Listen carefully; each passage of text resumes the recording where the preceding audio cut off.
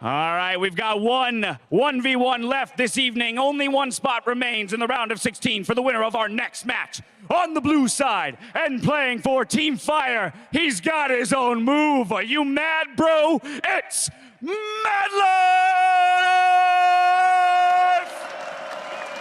Y en el otro lado tiene el nombre de un arma porque es un asesino, el doble finalista mundial. Ratatatatatatatata, ratatatatata.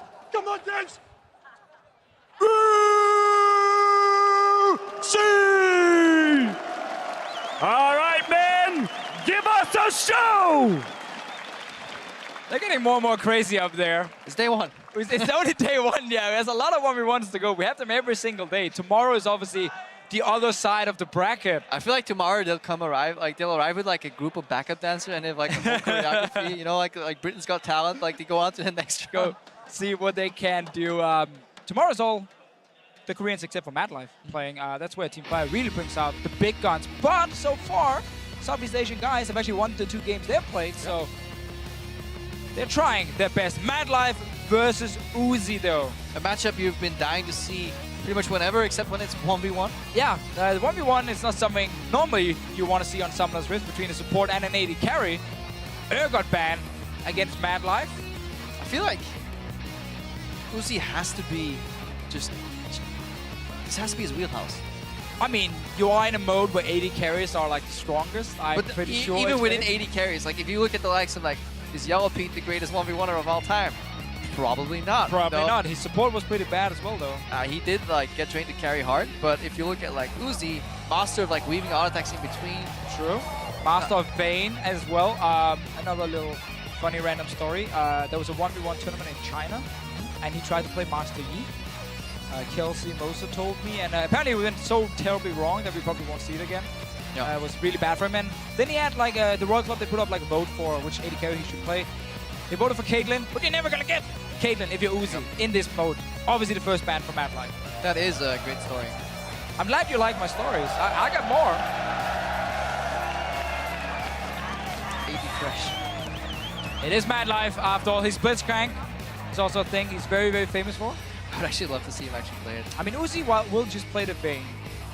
MadLife should also think that, oh, Uzi changing. Want something better. Yeah, on this not mode. want to run a Vayne into a Quinn. I like the Quinn though. I think Quinn is so good in 1v1. Especially if you can get the bird on the range creeps and the enemy champion again, then you can just generate so much push. Varus though was very good earlier today. Oh, at level 6, you get back from base with turbo speed, you can actually swing waves and just keep the pressure up. You can, but you can also lose the poking war against the Varus, and then suddenly he ultis you, and as a Quinn, well, you kind of need to be close enough to bounce on something to really dodge a skill shot like that, and that can be an issue for MadLife, but with the blind from Quinn, you definitely do have some tools that help you in the 1v1. Fakers watching them. Amateurs. Where's the Nivea? What's happening? He's definitely not getting baited into a Nivea 1v1. One, because the champion is actually really bad in 1v1s right now, and 2, Froggen's not here, so... No, he was only in the video, but he's actually not here at the event. Another bait by the casters. Yeah, again, we're trying to trick people a lot here. This time with picks, though, you guys saw them. It was Quinn, it was Varus. Summoner spells, no real surprises. It's Barrier, it's Exhaust. Maybe the only thing we could have seen was MadLife actually run Ignite for the all-in. Yeah. But that's... Barrier feels like a failsafe. If you're already winning an all-in, you're... Let's say this, like... You might walk away, but the benefits you get from it is probably just a bit preferential base timing and a couple of extra CS up. And if you ever get caught into a bad all-in, Ignite's never going to help you. So in that sense, playing it safe with a Barrier in case you miscalculate is the safer approach. MadLife did forget his Trinket. Not the end of the world, but it does help you. I mean, there are some brushes, yeah, especially now that brush that Greenfather's gift is in there. Exactly, you can just use to spot the guy in the brush. Especially when you're playing skill shot champs. Like, it doesn't matter if you're a melee, like auto attack range with only point and click, because then having knowledge that the guy's in the brush is really going to help you. But if you know roughly where he is, you could actually predict skill shots. Should see Uzi go with the E as well, level 1. Yes, he has picked it. I just checked on my own screen over here. Just better for level 1 trading and also the potential push. If you get, you can actually get it on almost all the minions, like we saw. Yeah, really great E there. And he got to hit MadLife. Follow-up trade thwarted by MadLife though. Uzi could have maybe just went for more creeps. Seems to be a pattern: get one creep, get an auto attack. Sometimes gets punished. Chain auto attacks coming out here. Again, it is the push to level 2. Exactly. The trading early on is not that impactful because you just don't have enough damage to really take them down. People have enough sustain with the Dornus Blade coming in. Yeah, 3 creeps up here for Uzi, which means he actually has quite a bit to play with. You only need 1 range creep, and then you can just switch to the melee. That also gets you level 2, so it's actually 6 creeps if you just get more melees. This is tricky now. MadLife is only level 1. He got level 2 now, and then he goes straight for the all-in. Yeah. I feel like Uzi got baited there. Thought MadLife would be level 1 for a bit longer because of the range creep still being alive. That one on the bottom right there, that was kind of low. MadLife got a great trade there, despite being down on CS. Again, this is probably a matchup, if you keep it close enough CS that there's not a full Doran's difference on your base, Exactly. it's fine. Also, again, when you're playing against Varus and Jace, as we saw earlier, like so much about like draining the mana from them. MadLife is taking another good trade. Gets a few hits from the minions, actually ended up being quite bad for him. And he also mispositioned on the map because Relic was spawning and he positioned to the top side. Uzi just walked straight down to the bottom side. Yeah, in a vacuum, this trade was nice because he goes for the blind dash damage with the vision reset in the brush, but he's playing at the opposite side, so he loses Relic. Yeah, that is really, really important. Uzi got both relics here, so good advance for him. And again, that mana we talked about, well, it goes back to 100%. And MadLife keeps trying to trade, but he's losing out. Because also these minions are always chasing after him. Yeah, especially if he goes later on. It's probably no points in Q yet for Uzi, but if he does the same trade later on again, what's going to happen is on the back end of his auto attacks is obviously the Q to proc those stacks then. I mean, this is great for Uzi, honestly. Whenever he is taking trades, he's standing next to his counter minion. This is the first time he ignored the minions and went for it, and he actually got punished quite a bit. Yeah, he predicted MadLife jumping in there, but the Q itself just wasn't enough. Remember, these guys still have exhaust and barrier, but it might be worth using it on the front end more often here. I mean, here Uzi could have just waited for the minion wave, because again, he's standing next to his caster minion, so whenever MadLife jumps him, caster minions turn and hit MadLife as well. But I feel like he almost wanted MadLife to come out the brush there. Just get a Q in the face, 2 autos, E-proc. But didn't really give Uzi that big of an advantage compared to what we've seen before this one here. MadLife has I'm not been saying he was close, right. You're just saying that's what he wanted, but once again, MadLife, you're on the wrong side. MadLife's like, what are these things that keep spawning? He doesn't seem to understand the relics at all. Uzi's been getting 2 free relics now, and that is pretty huge. That's the mana, because mana translated to health. That was just a disrespect Q. I don't need this Q. That was a God beat Q, don't worry. Gotta be Qs go backwards. Yeah, true. Now they just missed. See, I wonder why they even hit the tower. That is a question I have. Like, I know it's a habit from AD carries, but you're never gonna kill that tower in the 1v1. Maybe he was waiting for the melee minion to get in position. You can still interrupt this one with Q. Yeah. People really also gotta learn how to recall. Like, if you actually do want to recall Press there, B. just please, just like, you know, step Step further away from the turret. Step away from that turret. Unless they're all baiting to like force a spell to be used. So I don't think guys they're all don't matter. baiting. Probably not. It's actually funny because we think a lot of these players know exactly what they're doing in the 1v1 mode, and then you stand behind them when they actually do Yeah, then practice. you walk into the room. They have no clue what they're doing. They're just like, can I trade? Can I kill this guy? Let's go! It's all a ruse. You walk into the room and then you realize they're just improvising. They're really good at improvising. Don't get me wrong. Although Uzi probably knows what he's doing.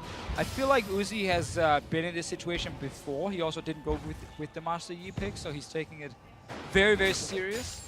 MadLife will get that one. Do not hit the minion before the tower. There you go. And now it's hard because the minions will hit it. Ooh! Sword extra because of the CS differential.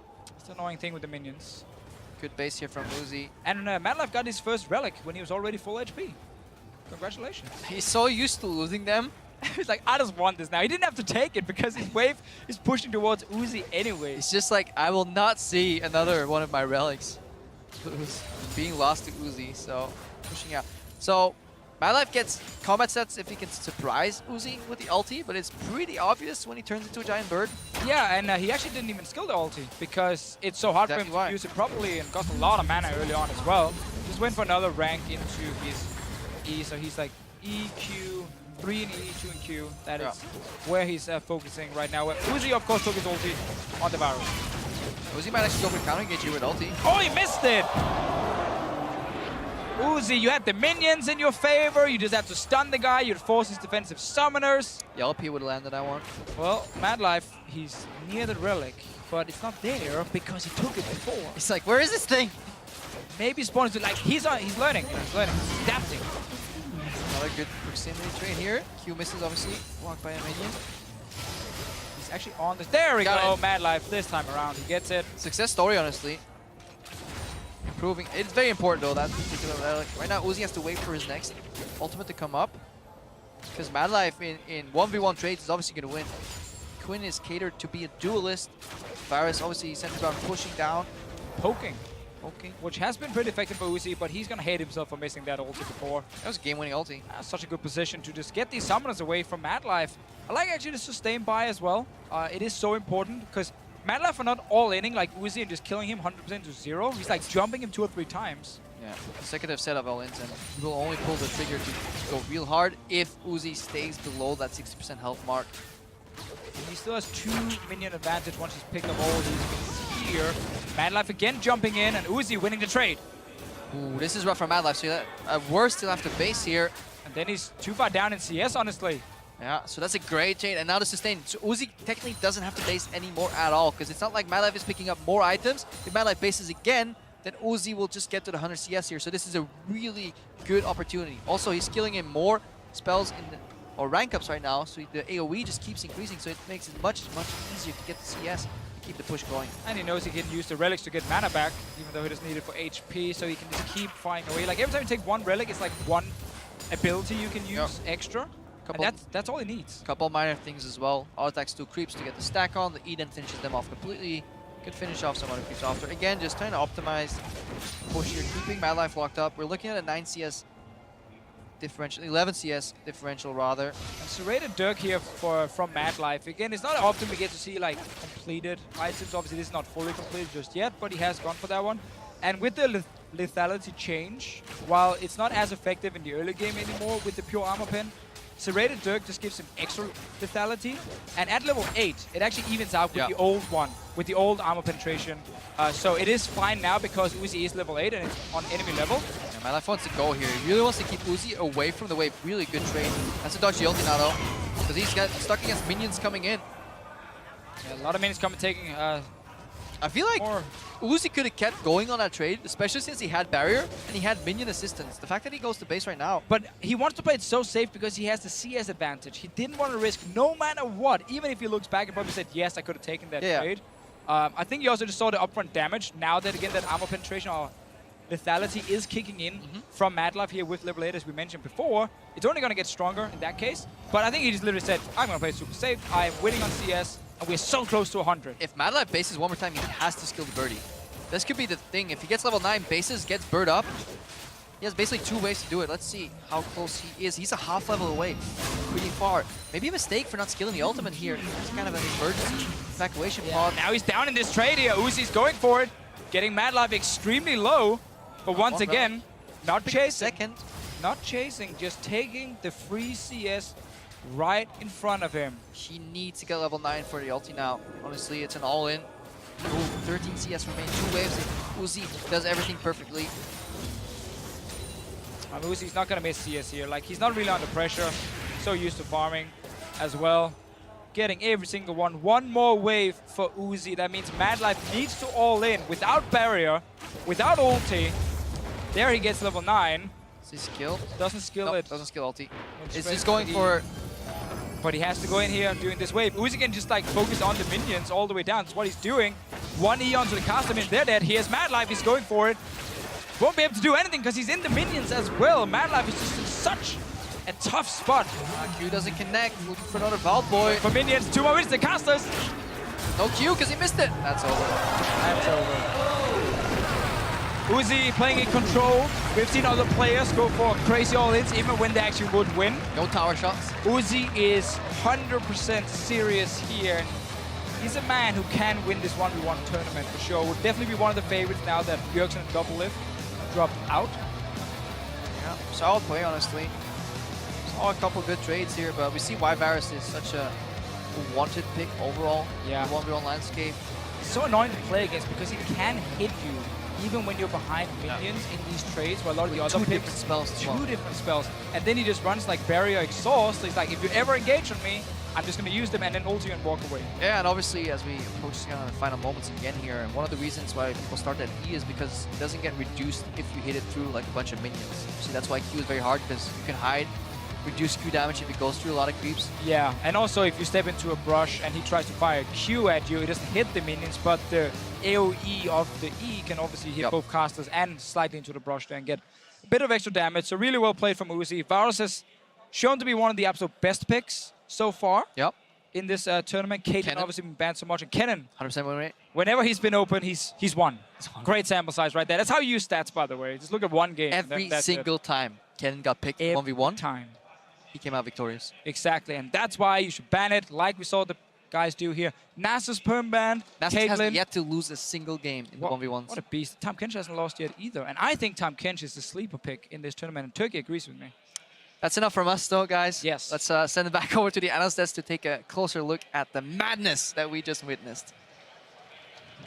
Great toss over, Kreppel. Great hosting abilities there as well. So, first things first, 4-3 for Ice. Ice had 4 wins, Fire had 3 wins, which is, of course, important looking down the line. And, of course, have a happy Jankos here. To testament to that, your team did well. My team did well. I'm impressed, compared to EU that lost versus an A first, round, then my team did well. I'm happy. Well, let's take a look at all the kills, starting with game 1. Expeke on Kennen versus Afromu on Draven, and the takedown. Afro, we were expecting a lot out of him. Peke in the hometown gets that stun. Afro chose the trade right when he had going him fast, Olaf for impact. Yeah, this one was the closest one for sure. I think if Mouse would have continued to run away at the end of this play, then he may not have taken that last hit from impact. Yeah, and the next one is then Bjergsen versus Clearlove, of course, a defending champion on Jace, but he gets taken down. I think the jungler has the upper hand. I'm not sure how Bjergsen lost this one, but it's pretty impressive that Clearlove actually managed to kill him somehow. Like, very well played. Takes him down. I think a little bit of a mistake from Bjergsen on that one, choosing to trade, but... And here the disappointment from Jankos was too big. This is poor boy Miffy. I mean, I played someone once against Miffy, so I kind of know that he would lose, but I thought maybe with a better, Grace kind of. Yeah, Doublelift gets taken down by Weightless's LeBlanc there, and then that was followed by BB and some questionable decisions on Orianna that we're going to talk about. Yeah, his build choice was pretty bad with the Mana Crystal when the game was at like 95 CS, but Optimus's Draven was actually really strong. I do not think Orianna has upper hand in this matchup. I think Draven has just too much damage. Even if Orianna is maxing E, I just think Draven should win this matchup. Yeah, and Stress also wanted to talk about that a bit more, especially at Orianna. We saw so many Oriannas at IWCA. The build is you go back, you get either Glacial Shroud and then Seeker's Arm Guard. You do the second one on the second back. You have the AP, you have the armor, you have everything you need, and you can't really lose. I don't know why Berserker's green. Stressed out, maybe probably. the auto pushing. Yeah, I think he just wanted the move speed, quite honestly, but then he never utilized it because he'd go into these extended trades. A lot of stuff was actually pretty surprising. Like the 2 finalists from last year, Doublelift and Bjergsen, I think people were expecting to do pretty well.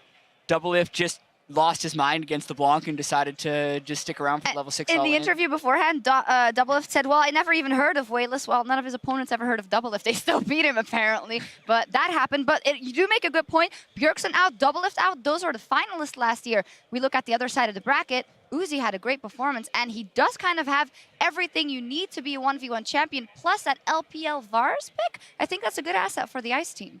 Yeah, I mean, I believe that Varus could be one of the strongest champions in 1v1, at least it seems like it, so I wonder what will happen tomorrow, It's a good hint for me. I'm playing against Prey, so I'm probably very doomed. Because it's AD you carry. want to play an AD carry versus Prey? No, I actually don't think so. I think I just have to find something out, because I can actually ban Varus, it seems like, but I don't think I can ban all the AD carries. I would need at least like 10 bans, so...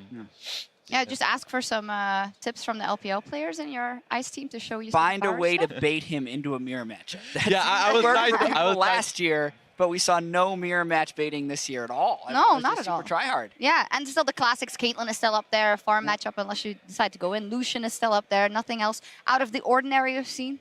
No, nothing out of the ordinary. We had some cheesy jungle picks. If you want a hand, maybe ask OPL's Carbon about his Xin Shao pick. He tried to Captain Jack with Cleanse and Driver level 2.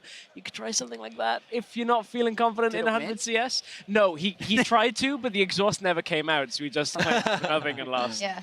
Yeah, I think I will try to call him out for some Lee Sin 1v1, but I don't think he'll take it. Maybe he will, That'll play. be fun. That'll be fun, for sure. Yeah, who are you playing in? I'm sorry. Who are you Prey. playing tomorrow? Oh, Prey, right. Yeah, Yeah, you said it 3 times already. Yes, that's going to be a tough matchup for Ice, but for times 4 wins already here in the first half of the 1v1 bracket, so we'll see tomorrow. Let's take a look at the updated bracket as we have 7 down and 7 to go tomorrow to decide who will go into that round of 16. Ron OP, of course, already had his bias, is going to be up against Expected tomorrow, and then Impact versus Clearlove. That might be a very interesting matchup. Top versus Jungle. Bjorksen, of course, out, as well as Afro, Moog, and Mouse, and Bai is also out. Just kidding. And then at the second slate, we see that Levy will go up against Wayless, and Optimus or OpenSpace will go up against Uzi. And that is, of course, the day after tomorrow, because the 7 other teams from the first round will be playing tomorrow as well. No team kills in this bracket so far when you look at it. All fire versus ice still. So, you know, we're talking about can one team get all of the points, all 500? Doesn't look like it quite yet. Maybe another day. It's going to happen. Down I the feel line. it. Ice is doing well. Yeah, and it's tricky, right? Like, you think about the heavy hitters that were on Fire today and then the people that ended up winning on Fire today. Yes, I'm going to be a little biased here. Like, I do feel like the Vietnamese guys aren't necessarily favorites to win, whereas Bjorksen and Doublelift were. So I wonder if they're going to be able to continue to go on later in this bracket. I think the biggest thing is that, you know, we didn't see the best Korean players yet in 1v1, like Faker, like Smeb, like Prey.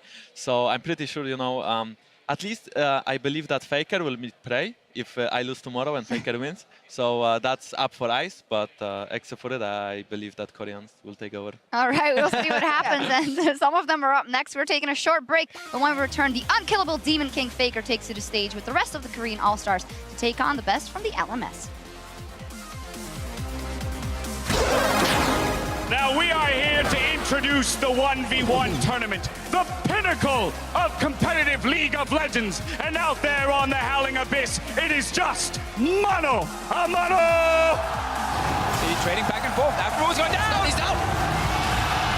Oh, he has no mana for anything. Oh, he gets him. Double lift! I like it. Whoa!